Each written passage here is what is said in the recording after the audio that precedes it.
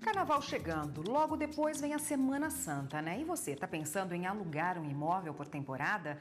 Não faltam opções na internet. Mas para evitar problemas é preciso checar se a oferta é mesmo real e ainda formalizar um contrato com todas as regras do negócio.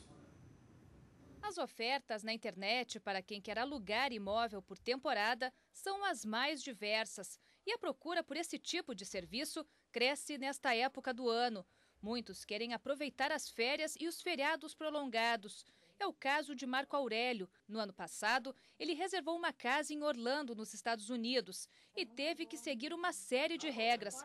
Entre elas, devolver o espaço limpo e organizado e as toalhas lavadas. Também no ano passado, o aposentado alugou uma casa em Porto Alegre, no Rio Grande do Sul. O imóvel tinha certos problemas pontuais, mas eu fico dentro da relação custo-benefício. Nós pagamos um preço muito barato, o imóvel assim não era inabitável. Eram problemas pontuais que ficou dentro da minha expectativa pelo que eu havia pago, né? Mas nem sempre o que foi acordado sai como planejado. Para evitar os golpes, tanto inquilinos quanto locatários devem seguir algumas orientações, como, por exemplo, desconfiar de ofertas muito baratas e checar todas as regras de locação especificadas no contrato. O aluguel por temporada está previsto na lei do inquilinato, mas tem alguns pontos diferentes do aluguel por tempo indeterminado. Um deles é em relação ao pagamento. Quando o imóvel for reservado por um período inferior a 90 dias, o locatário pode exigir que o valor combinado seja pago antecipadamente. E é nessa hora que o inquilino deve ficar atento para não perder dinheiro.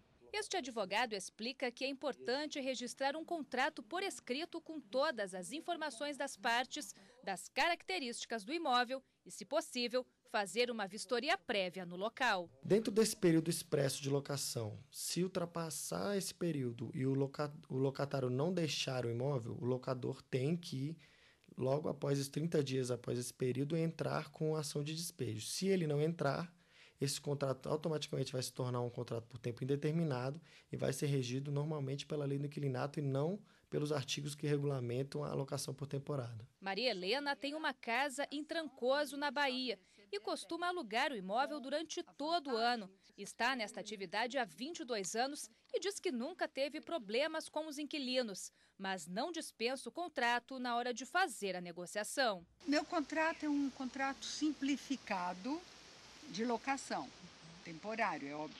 1 semana, 2 semanas, 3 semanas. O importante é que a gente acaba ficando amigo, a gente acaba gostando do convívio. E para falar sobre esse assunto, está aqui a advogada Eudecira Morim, que é especialista em direito do consumidor. Boa tarde, doutora. Boa tarde. Bom, sempre que chega essa época do ano, né, férias, já passou um pouquinho, mas tem carnaval aí, esses feriados prolongados, Semana Santa e os demais feriados prolongados durante o ano, sempre surge aquela dúvida de como alugar com segurança o imóvel na internet. E a gente vê dezenas de notícias aí de pessoas que caíram em golpes, né? O que a pessoa deve prestar atenção no primeiro momento? É verdade. Às vezes também há necessidade da alocação desses imóveis, até para fazer um curso, a trabalho. Então, as pessoas têm que estarem muito atentas, muito atentas. E o contrato é que vai dizer, não é, quais são os deveres e quais são os direitos de cada um das partes envolvidas. Então, é importante ter esse contrato, é importante que haja um planejamento, que antes de decidir pela locação, o locatário veja a questão da localização, se ele vai querer ficar próximo da confusão ou não um pouco mais afastado. Então, ele precisa fazer um planejamento. Fez o planejamento, viu a localização, aí sim vai partir para o contrato. Hoje em dia está em voga muito aplicativos de celular, né? Inclusive para aluguel desses imóveis ou então para pessoas que saem das próprias casas e alugam um imóvel num período de alta temporada. Quando o trâmite todo, esse contrato é feito por meio desse site, se houver algum problema, o site que ofereceu esse imóvel também é corresponsável? Todas as partes que estiveram no negócio são responsáveis, não é? Então, mesmo que o locatário entre com o procedimento, tenha que discutir diretamente com o locador, ou ele faça a opção também pelo site, pode ter uma ação ali regressiva entre o site e o locador, não é? Mas todos são responsáveis, embora esse tipo de locação não seja uma relação de consumo. Ele é decidido por uma lei especial, que é a lei do inquilinato, ela rege também a locação por temporada. Os princípios da boa-fé, da transparência e da informação, eles são princípios constitucionais e devem ser observados. Nem sempre os sites oferecem um contrato para a pessoa assinar, até porque às vezes a negociação é virtual. Mas às vezes tem um contrato ali que a pessoa tem que clicar e dizer que está de acordo com aquele contrato para todo mundo feito por ali. A pessoa muitas vezes não lê aquilo, tem que ler? Tem que ler. O contrato é exatamente a prevenção para ambas as partes. Não é? O contrato é que vai dizer quais são as obrigações do locatário e quais são as obrigações do locador, bem como também os direitos de cada um. Então, o contrato é a lei entre as partes e tem que ser cumprido. Por isso, ele tem que ser lido, ele tem que ser observado, lembrando que é necessário fazer uma vistoria nesse imóvel, recebeu a chave, não é? Vai adentrar o imóvel?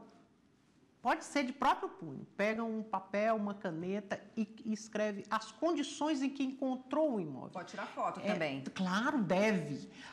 Essas condições vão ficar apensadas a esse contrato, vão ficar juntas a esse contrato, para que depois não haja questão, não estava assim, estava a pintura, né? Então, o locatário, ele já se acautela ali todas as condições, inclusive da mobília, qual a mobília que estava ali. Precisa fazer essa relação e essa relação vai fazer parte deste contrato, mesmo esse contrato tenha sido feito virtualmente, tenha sido feito através da internet. Vamos supor que a pessoa tome todos os cuidados, e mesmo assim ela chegue lá ou não tomou os cuidados devidos, chegue no imóvel com a família toda para passar os dias combinados, esse imóvel não existe, ou ele apresenta, ou é diferente do que ele alugou, qual é a providência que ele deve tomar imediatamente para se resguardar?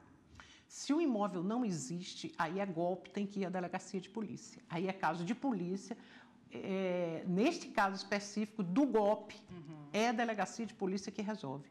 Se a questão foi outra de localização, de condições, não foi isso bem, que a foto dizia uma coisa, aqui está outra. É um momento que se converse com o proprietário, com o corretor, com a própria imobiliária, se tiver sido feito através desses outros agentes, e se tente resolver ali com um desconto no valor, ou com um dia a mais de permanência. O ideal seria que se conseguisse resolver entre as partes envolvidas no acordo, sem necessidade do judiciário. Mas, caso não resolva, o judiciário estará sempre atento e de portas abertas para resolver qualquer problema do cidadão. Doutora, e se esse aluguel, se esse contrato for feito com uma casa no exterior, vale qual legislação? Do local. É a legislação do local onde está o imóvel que vai prevalecer em caso de demanda. Quer dizer, daí se a pessoa viajou, foi para o exterior e teve algum problema, tem que resolver lá mesmo, antes de voltar para o Brasil? Sim, tem que resolver lá antes de voltar para o Brasil, porque aí a legislação é a do local do imóvel, mesmo o contrato tendo sido feito pela internet. Tá ótimo, doutora. Obrigada pela participação. Eu conversei com Eudecera Amorim, que é advogada, especialista em direito do consumidor, e conversou com a gente a respeito dos cuidados nessa época do ano, de feriados prolongados com aluguel por temporada. Obrigada, doutora. Eu que agradeço. Até uma próxima.